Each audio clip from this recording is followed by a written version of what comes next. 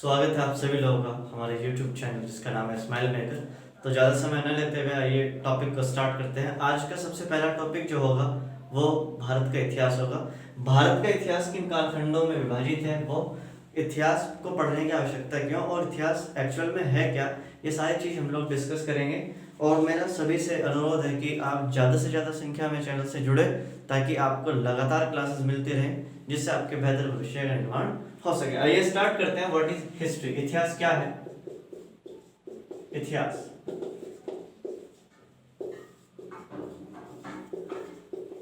अन्वेषणों से प्राप्त जानकारी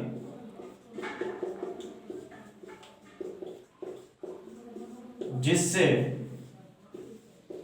अतीत के बारे में पता चलता है, वो पूरी तरीके से आपका इतिहास होता है। The knowledge acquired by the investigation is history. इतिहास को क्रमबद्ध रूप में सबसे पहली बार यूनानी विचारक हेरोडोटस के द्वारा प्रतिपादित किया गया। एथेंस और स्पार्टा के बीच हुए पेलोपोनेशियन युद्ध को मुख्य आधार बनाकर हेरोडोटस ने एक दस्तावेज तैयार किया जिसका नाम था हिस्टोरिका। और हिस्टोरिका जब अपने प्रकाश में आई तो रोमन इतिहासकार सिसरो ने हेरोडोटस को कहा the father of history, the father of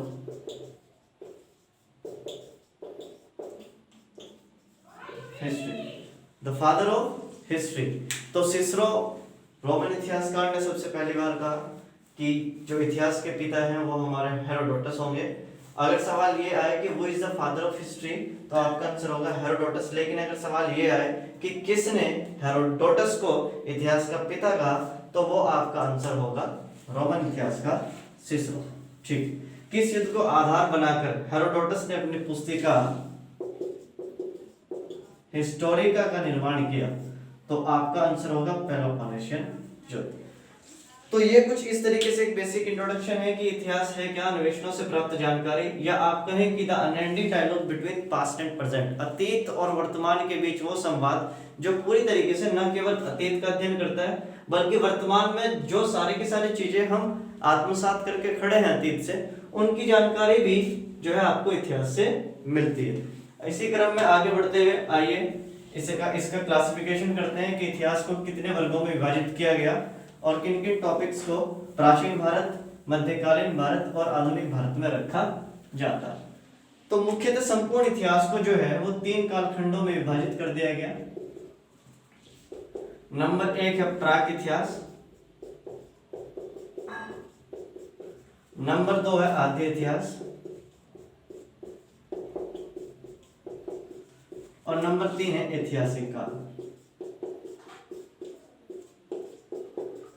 इन्हें कालखंडों में वर्गीकृत करने का कारण यह भी रहा कि जब अक्षर और लिपि का ज्ञान नहीं है मानव को,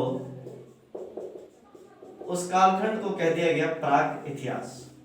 जब लिपि और अक्षर का ज्ञान है लेकिन उसे पढ़ा नहीं जा सकता, वो आपका आद्य इतिहास। और जब पूरी तरीके से सोर्सेज हमारे ऑथेंटिक हैं और हम जानकारी जो है ग्रहण कर सकते हैं इतिहास के माध्यम से, तो वो हमारा होगा ऐतिहासिक काल। इसी रूप में इतिहास को जानने के तरीके हमारे पास 3 होते हैं। एक तो पुरातात्विक, नंबर 2 साहित्यिक और नंबर 3 है आपका विदेशी विवरण।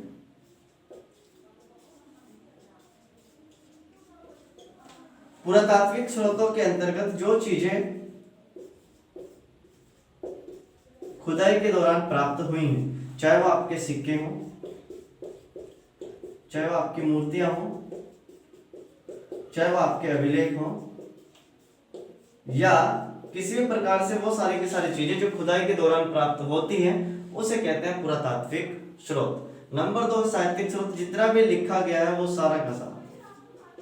तो बहुत सारी पुस्तकें ऋग्वेद से लेकर अथर्ववेद, सामवेद से लेकर यजुर्वेद, इसके बाद उपनिषदों से लेकर आपका बहुत सारे ऐसे दस्तावेज हैं जिसके माध्यम से साहित्यिक स्रोतों की जानकारी हमें प्राप्त होती है या साहित्यिक स्रोतों से हमें जानकारी प्राप्त होती है। विदेशी विवरण के अंतर्गत जो भी लोग भारत के अंदर ट्रैवल करते हुए आए और ट्रैवल करते हुए जो पुस्तकें उन लोगों ने लिखी, चाहे वो मैगस्थनीज इंडिका हो, हैंसान हो, चाहे वो इत्सिंग हो, चाहे वो कोई भी अन्य इतिहासकार या विचारक हो, जो भारत के अंदर विदेश से आए और अपने दस्तावेजों को उन्होंने क्रमबद्ध रूप में लिखने की पूरी कोशिश की।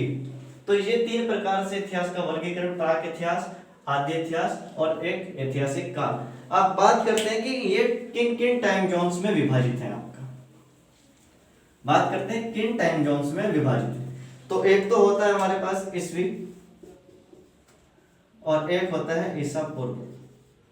तो दोनों में बहुत बेसिकली ज्यादा डिफरेंस नहीं है। तो कई बार हम लोग कंफ्यूज हो जाते हैं कि साहब ये ईसा पूर्व और ईस्वी का ये मसला है क्या। तो समझिए इस चीज को, जब पूरी दुनिया को यूनिवर्सलिटी में रखा गया, जब पूरी दुनिया यूनिवर्सल हो रही थी, एक साथ पूरी रूप से बंध रही थी, तो उस समय वर्गीकरण करते हुए सन 1 को मान लिया गया ईसा मसीह का जन्म, ईसा का जन्म।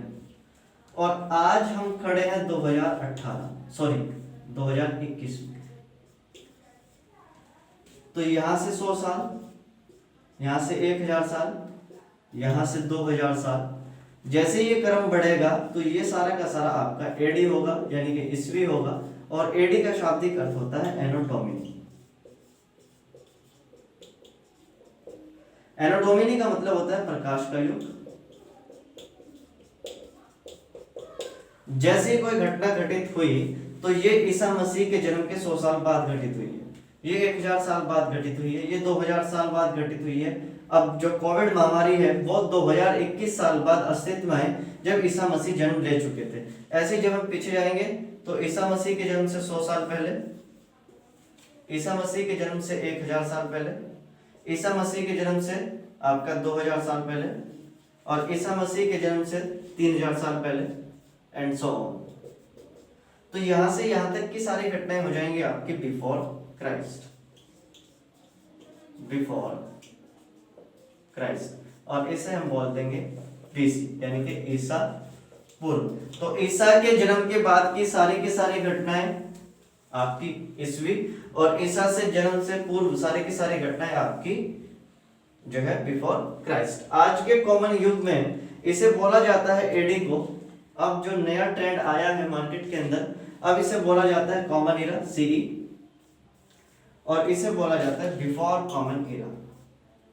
तो याद रखना, एक बेस ईयर है हमारे पास सन 1, उसके बाद की सारी घटनाएं ईस्वी, और उससे पूर्व की सारी घटनाएं हमारी ईसा पूर्व। तो आइए इन कालखंडों को विभाजित करते हैं कि किन टाइम जोन्स में ये विभाजित है और किस तरीके से इस ऑर्डर को हमने तैयार किया। एक चीज मैं बतानी भूल गया आप लोगों को कि जब हम इस सन 1 से यहां चलते हैं तो ये जो ऑर्डर होता है हमारा, ये बढ़ता क्रम होता है, साल या वर्षों का बढ़ता क्रम होता है। लेकिन यहां से जैसे हम आएंगे तो वो आपका घटता क्रम होता है। तो जैसे 1000 से 100 की ओर जा रहे हैं, फिर 100 से 50 की ओर, 50 से 25 की ओर, तो ये क्रम जो है वो ईसा पूर्व में घटता चला जाएगा। यहाँ से साल हमारे जो है बढ़ते चलाएंगे, 25 साल, 50 साल, 100 साल या 1000 साल। तो ये क्रम हमारा इस ईस्वी में बढ़ता क्रम होगा और ईसा पूर्व में हमारा घटता क्रम होगा। आइए चर्चा करते हैं कि प्राक इतिहास को किन रूपों में वर्गीकृत किया है और किन किन टाइम जोन्स में सारे के सारे सिस्टम को रखा गया है। यहाँ लिपि और अक्षर का ज्ञान नहीं है, लिपि अक्षर का ज्ञान है लेकिन पढ़ा नहीं जा सका। और यहाँ साहित्यिक, पुरातात्विक और पूरी तरीके से आपका जो विदेशी विवरण है उसकी भरमार है। और जानकारियों का जो एक अच्छा सोर्स है वो आपका ऐतिहासिक काल से क्या होता है, शुरू होता है। तो बात करते हैं प्राक इतिहास की। प्राक इतिहास को एक बार पूरे फिर विभाजित कर दिया गया, पूरा पाषाण काल, मध्य पाषाण काल और नव पाषाण काल। तो कुछ इस तरीके से इसका वर्गीकरण किया गया। पूरा पाषाण काल एक अज्ञात वर्ष से लेकर 8000 ईसा पूर्व तक।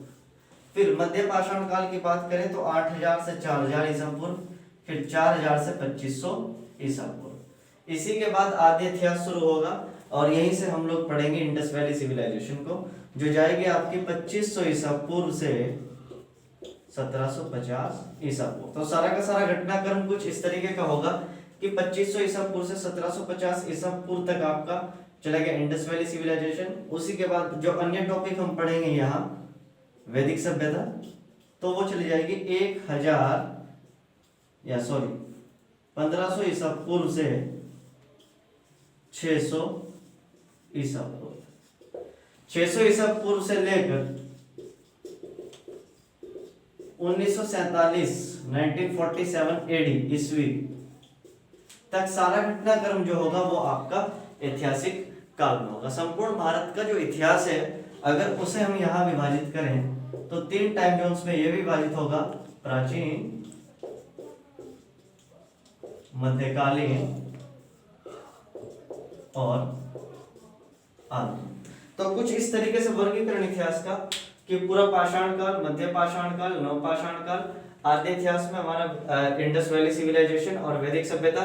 वैदिक सभ्यता पुनः 2 वर्गों में विभाजित, ऋग्वैदिक काल और उत्तर वैदिक काल। इसके बाद जैसे ही सामाजिक धार्मिक सुधार आंदोलन होंगे या 16 बड़े महाजनपद खड़े होंगे, तब से लेकर 1947 तक का जो एक कार्यक्रम होगा वो पूरा का पूरा ऐतिहासिक काल का होगा।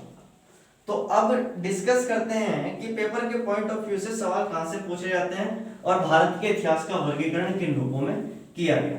तो ये तो संपूर्ण इतिहास का वर्गीकरण था। अब चूंकि बात करते हैं भारत के इतिहास के वर्गीकरण की, तो भारत के इतिहास का वर्गीकरण कुछ इस तरीके से है, एंशिएंट इंडिया, प्राचीन भारत, मध्यकालीन भारत और आधुनिक भारत। जो घटनाएं हाल फिलहाल में घटित हुई हैं वो सारी की सारी आपकी चली जाएंगी आधुनिक भारत में। जो घटनाएं ईसा के जन्म से बहुत पूर्व घटित हुई वो सारी की सारी चली जाएंगी प्राचीन भारत में, और इन दोनों के बीच का जो कालखंड होगा वो होगा आपका मध्यकालीन भारत में। तो कुछ इस तरीके से इसका वर्गीकरण हुआ कि जो भारतीय शासक या भारत के धर्मों को आधार बनाकर शासन किया गया तो वो सारा का सारा प्राचीन भारत में चला गया। भारतीय शासक हैं, और अगर यहाँ विदेशी शासक भी आए जिनमें कुषाण महत्वपूर्ण थे तो भी उन्होंने भारतीय धर्मों का सहारा लिया, और धर्म भी भारतीय हैं, भारतीय धर्म का सहारा लिया, शासक भी भारतीय, धर्म भी भारतीय, कोई दिक्कत या डिस्पैच नहीं है। उसके बाद जैसे ही मध्यकाल शुरू होगा तो यहाँ एक नवीन साम्राज्य का उदय होगा और एक नवीन धर्म की स्थापना होगी, इस्लाम के रूप। इस्लाम का आगमन 712 ईस्वी, और 712 ईस्वी से लेकर आपका मुगल काल तक पूरा का पूरा मध्यकाल चला गया। जैसे ही आपका मुस्लिम शासन खत्म होगा और अंग्रेजी शासन शुरू होगा, या यूं कहे कि यूरोपीय कंपनियों का आगमन होगा, यूं कहे कि यूरोपीय कंपनी का आगमन होगा, तो पूरी तरीके से वो कालखंड हो जाएगा हमारा आधुनिक भारत का इतिहास। अब बात करते हैं कि प्राचीन भारत में किन टॉपिक्स को पढ़ेंगे, मध्यकालीन भारत में कौन कौन से टॉपिक्स हमारे डिस्कस होंगे, और फिर आधुनिक भारत में हम कहां से शुरुआत करेंगे चीजों की। तो भारत के इतिहास की शुरुआत होती है आज से लगभग 5000 साल पहले। मैंने कहा आज से लगभग 5000 साल पहले। ये सन एक जो हमने यहाँ बेस ईयर बनाया था ईसा मसीह के जन्म का, अब अगर मैं मान लूं कि हम सन 2000 में खड़े हैं और मैंने कहा कि आज से 5000 साल पहले, आज से 5000 साल पहले हम लोगों ने सभ्यता के रूप में जीवन की शुरुआत की, तो इसका सीधा सीधा मतलब ये होगा कि यहाँ से यहाँ तक तो 2000 साल चले गए, बात हो रही है 5000 की, तो इससे पीछे जब आएंगे तो साल कितने होंगे हमारे पास, 3000। इसका मतलब 3000 ईसा पूर्व से कहीं ना कहीं प्राचीन भारत के इतिहास की सबसे पहली घड़ी इंडस वैली सिविलाइजेशन के रूप में आई। हालांकि इतिहासकारों ने कार्बन डेटिंग के आधार पर इस कालखंड को एक सटीक तिथि दी और इसका निर्धारण करते हुए यहाँ 2500 ईसा पूर्व इसे किया गया। तो कुल मिलाकर 2500 साल ये और 2000 साल ये, तो कुल मिलाकर ये जितने ये हो गए हमारे 4500 साल के आसपास। अब बात करते हैं कि प्राचीन भारत में किन टॉपिक्स को हम लोग डिस्कस करने वाले हैं। तो प्राचीन भारत के इतिहास का सबसे पहला ही जो टॉपिक होगा वो हमारा होगा Indus valley civilisation. Indus valley civilisation. Sindhu घाटी सभ्यता। इसके बाद फिर हम पढ़ेंगे वैदिक सभ्यता को, इंडस वैली सिविलाइजेशन, वैदिक सभ्यता, उत्तर वैदिक काल यही पढ़ेंगे, उत्तर वैदिक। इसके बाद हम लोग पढ़ेंगे सामाजिक धार्मिक सुधार को। इसके बाद हम डिस्कस करेंगे 16 बड़े महाजनपदों को। इसके बाद हम डिस्कस करेंगे यही मगध साम्राज्य को। देन उसके बाद हम भारत पर विदेशी आक्रमण कराएंगे, जिसमें सबसे महत्वपूर्ण है सिकंदर। हालांकि इससे पहले ईरान भारत पर जो है अटैक कर चुका है। सिकंदर का आक्रमण। इसके बाद महान मौर्य साम्राज्य की स्थापना होगी। इसके बाद मौर्योत्तर काल में आपका कुषाण और ब्राह्मण साम्राज्य का इससे पहले उदय हो चुका होगा। और देन लास्ट में हम लोग डिस्कस करेंगे गुप्त काल। और इसके बाद एक टाइम जोन और मतलब एक टॉपिक और हमारा होगा गुप्तोत्तर काल। हालांकि कुल मिलाकर प्राचीन भारत के कुछ महत्वपूर्ण टॉपिक्स में से ये टॉपिक्स है पेपर के पॉइंट ऑफ व्यू से जो हमें डिस्कस करने हैं कि सबसे पहला इंडस वैली सिविलाइजेशन, फिर वैदिक सभ्यता, सामाजिक धार्मिक सुधार, इसी में आपके जैन और बौद्ध धर्म खड़े हुए। फिर उसके बाद महाजनपद काल, इसी में 16 बड़ी मार्केट्स खड़ी हुई, 16 बड़ी मार्केट्स खड़ी हुई, जिसमें मगध साम्राज्य का अपना एक अलग से अस्तित्व रहा है। उसके बाद बात करते हैं सिकंदर के आक्रमण की, फिर मौर्य, कुषाण और गुप्त। तो ये कुछ टॉपिक्स होंगे लगभग जो प्राचीन भारत को कवर अप कर चुके होंगे। इसके बाद एक अन्य टॉपिक इधर ही हम डिस्कस करेंगे, दक्षिण भारत के इतिहास को, जो अलग अलग रूपों में अलग अलग रूप से संचालित होता रहा है। ये बंद कर दो भाई। जो अलग अलग रूप से संचालित होता रहा है। मध्यकाल की अगर बात करें तो इस्लाम का आगमन हो चुका होगा 712 ईस्वी में। मोहम्मद बिन कासिम भारत के अंदर अटैक करने की पूरी कोशिश कर रहा होगा। 712 से लेकर 500 साल इन लोगों ने वेट किया और कुल मिलाकर 1206 ईस्वी में अपने साम्राज्य की स्थापना की, जिसका नाम था दिल्ली सल्तनत। दिल्ली सल्तनत में हम लोग डिस्कस करेंगे 5 राजवंशों को,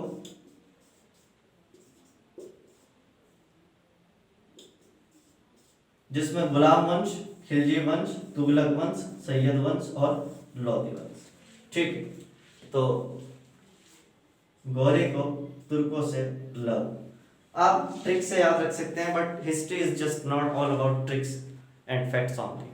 तो इतिहास जो है वो तार्किकता का विषय है। यहाँ ट्रिक्स और अन्य कोई चीजें काम करती नहीं है। अगर कॉन्सेप्ट आपके रेडी नहीं है और आपको यही नहीं पता कि दिल्ली सल्तनत किस काल का टॉपिक है, तो फिर ये ट्रिक्स आपकी किसी काम की नहीं है। याद रखिएगा, अगर आप आधुनिक भारत के इतिहास को पढ़ने जा रहे हैं तो सबसे पहली कड़ी आपको प्राचीन भारत आपको पढ़ना ही पड़ेगा।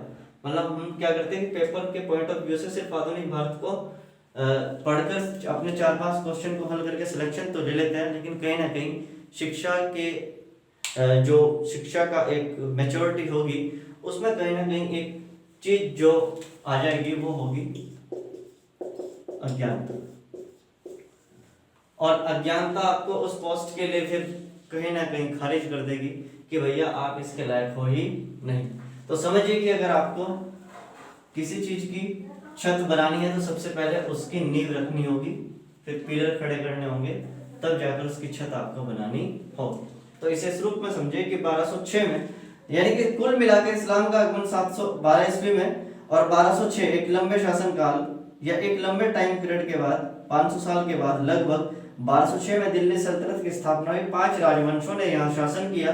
अलग अलग रूपों में किन किन लोगों ने यहाँ शासन किया वो हम डिस्कस करेंगे कि कुतुबुद्दीन ऐबक कहाँ है, इल्तुतमिश कहाँ है, रजिया सुल्तान कहाँ है, फिर खिलजी अलाउद्दीन खिलजी, ये सारी की सारी, फिर तुगलकों में कितने तुगलक, सैयद में कितने सैयद और लोदियों में कितने लोदी हुए, वो सारी की सारी चीजें। यहाँ से रूपांतरण होगा एक नवीन साम्राज्य का कि जब लोदी वंश अपने पतन की ओर होगा तो यहीं से 1206 से 1526 तक, 1206 ईस्वी से 1526 ईस्वी तक दिल्ली सल्तनत पर 5 राजवंशों का शासन रहा। और 1526 में जैसे ही इब्राहिम लोदी जो अंतिम लोदी शासक हैं उनका बैटल हो जाता है पूरी तरीके से बाबर के साथ।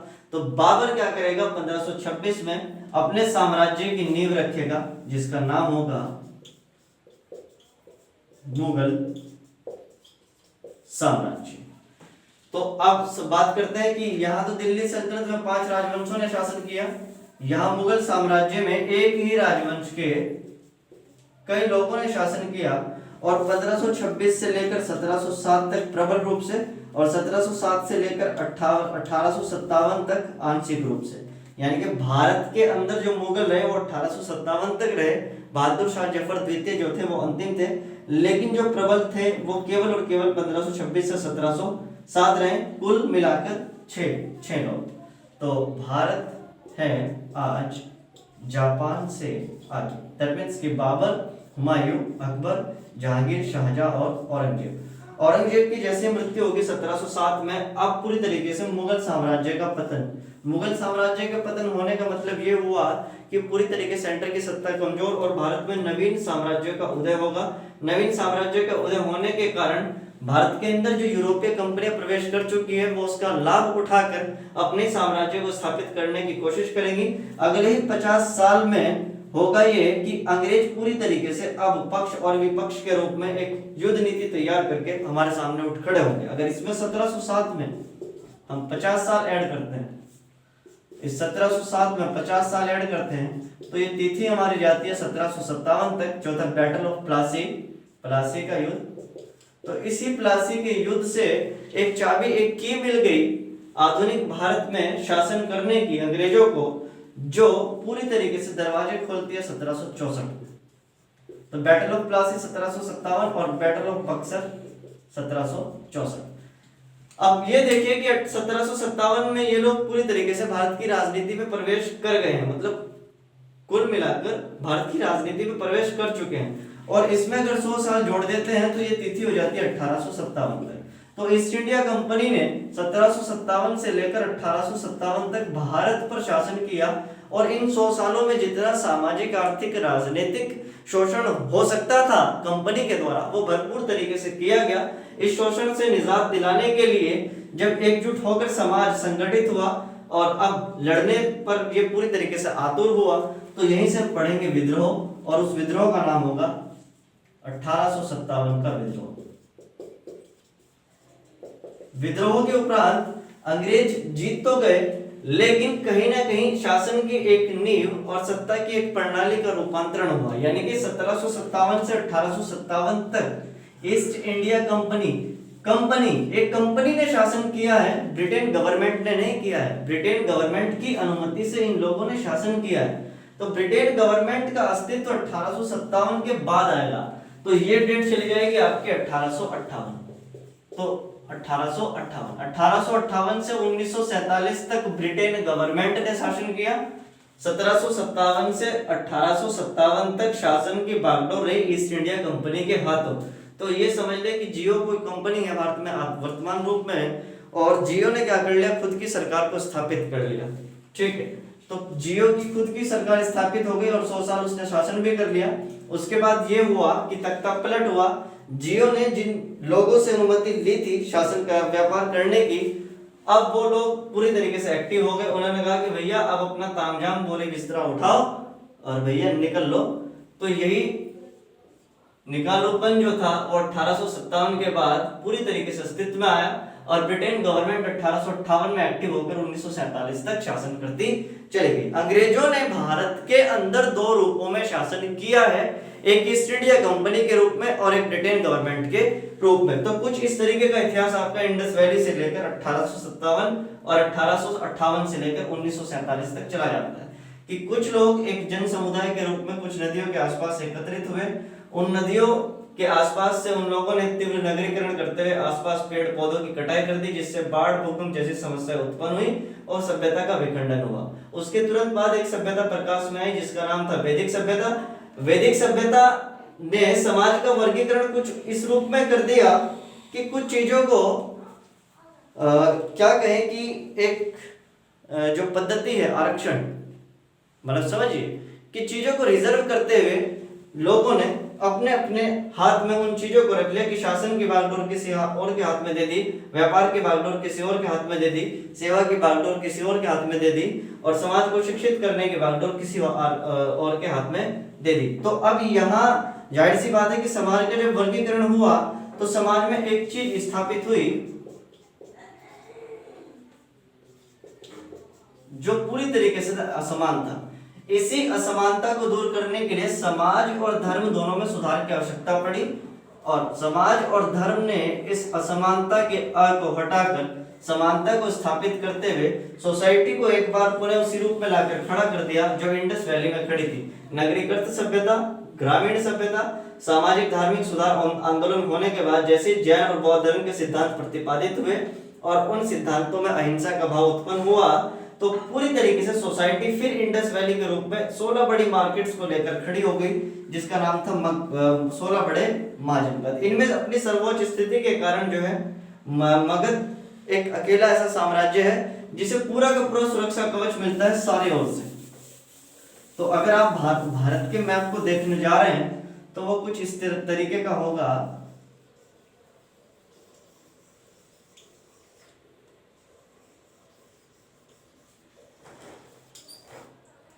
और मगध साम्राज्य की लोकेशन ये हो। अब ये बंगाल की खाड़ी यहां से सेफ है ये लोग, ये अरब सागर यहां से सेफ है ये लोग, और ये पूरा का पूरा जो क्षेत्र है हिमालय यहां से सेफ है। तो केवल जो भारत के आगमन का रास्ता मिलता है विदेशी आक्रमणकारियों को, वो केवल पाकिस्तान के रास्ते पंजाब और सिंध से होते हुए भारत में प्रवेश करता है। और अगर इन्हें सूचना मिलती है अटैक करने की तो ये मुस्तैद हो जाएंगे पहले से ही कि चलो भैया अब पहले से हम तैयारी करके आपस में आपसी सुलझाव या लड़ाई की तैयारी पूरी तरीके से कर सकते हैं। तो मगध साम्राज्य अपनी भौगोलिक स्थिति के कारण सर्वोच्च रहा, और इसी भौगोलिक स्थिति के कारण सिकंदर जैसे लोगों को भारत के अंदर आने पर इसने मजबूर कर दिया। क्योंकि इनकी सेना में सबसे प्रबल जो चीज है वो समझ ले आप एक हाइड्रोजन बम के रूप में हाथी और घोड़ों की फौज है। सिकंदर के पास घोड़े हैं और दुनिया को जीतने निकला है, तो उसे ये हाइड्रोजन बम भी चाहिए। और वो कहां मिलेंगे? उड़ीसा के आसपास के क्षेत्रों में। वो कहां मिलेंगे? मगध साम्राज्य के आसपास के क्षेत्रों में। प्राप्त करना है तो कहां पहुंचना पड़ेगा? मगध साम्राज्य तक। लेकिन इससे पहले ही ये जो सिंधु नदी है इसका विस्तारीकरण इतना ज्यादा है कि आज तक इतनी बड़ी नदी इन लोगों के समक्ष कभी आई ही नहीं थी। जैसे नदी पार करके यहाँ तक पहुंचे तो यहाँ से पहुंचने के बाद सिकंदर खुद अपनी सेना से हार गया और यहाँ से वापस लौट गया और बेबीलोन में जाकर इसकी क्या हो गई? मृत्यु हो गई। महान मौर्य साम्राज्य खड़ा कैसे हुआ कि सिकंदर जिस प्रणाली के साथ युद्ध करता था उस प्रणाली को सीख कर मौर्य साम्राज्य का उदय हुआ। चाणक्य ने अपने शिष्य चंद्रगुप्त मौर्य के सर पर हाथ रखा और पूरी तरीके से कह दिया कि भैया अब तुम शासन करने के लायक बन चुके हो। लेकिन मौर्य साम्राज्य अपने अस्तित्व में रहता अगर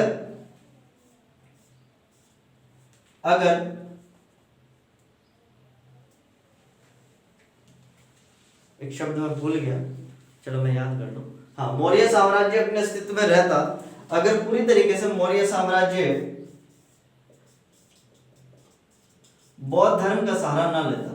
इसे ऐसे समझिए कि अगर कोई शासक ये कहे कि भैया हम अहिंसा की नीति का प्रतिपादन करते हैं, अहिंसा की नीति का प्रतिपादन करते हैं, तो आपको सेना में कमी करनी पड़ेगी, मारकाट कम करनी पड़ेगी, युद्ध कम करने पड़ेगी।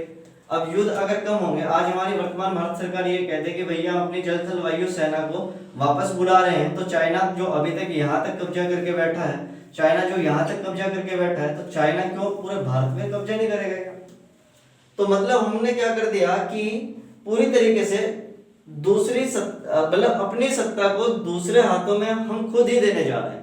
जब तक अशोक था तब तक ये शासन प्रबल था, लेकिन अशोक के बाद के उत्तराधिकारी और फिर आपसी भेदभाव या आपसी फूट के कारण जो है पूरी तरीके से साम्राज्य का विखंडन हुआ। विखंडन होने के बाद फिर चाइनीज कंपनी भारत के अंदर प्रवेश कर गई यूची कबीले के रूप में, और उसका नाम हुआ कुषाण। कुषाणों ने क्या गलती कर दी कि इन्होंने सामंतवाद की परंपरा को इतना ज्यादा प्रतिस्थापित कर दिया कि सामंतवाद होता क्या है, समझ लो। भूमि के एक बहुत बड़े भाग पर एक आदमी को बिठा दिया और इस भूमि पर जितना भी टैक्सेशन सिस्टम है, जितनी भी रेवेन्यू पॉलिसी बनेगी, उन्हें ये आदमी एकत्रित कर सेंटर की सत्ता को सौंप देगा। ठीक है, तो कुल मिलाकर एक छोटे क्षेत्र में एक छोटा शासक ही समझिए, और ये पूरी तरीके से सामंतवाद है। ठीक, अब जैसे सेंटर की सत्ता कमजोर हुई तो अलग अलग जो सामंत थे वो उठ खड़े हो गए, और अलग अलग सामंतों के गुटों ने अलग अलग रूपों में अपने साम्राज्यों को क्या कर लिया, स्थापित कर दिया। इन सारे साम्राज्यों का एकीकरण ही कहलाया गुप्त साम्राज्य। इसके बाद एक लंबा टाइम पीरियड हमारा चला गया दक्षिण भारत के इतिहास में।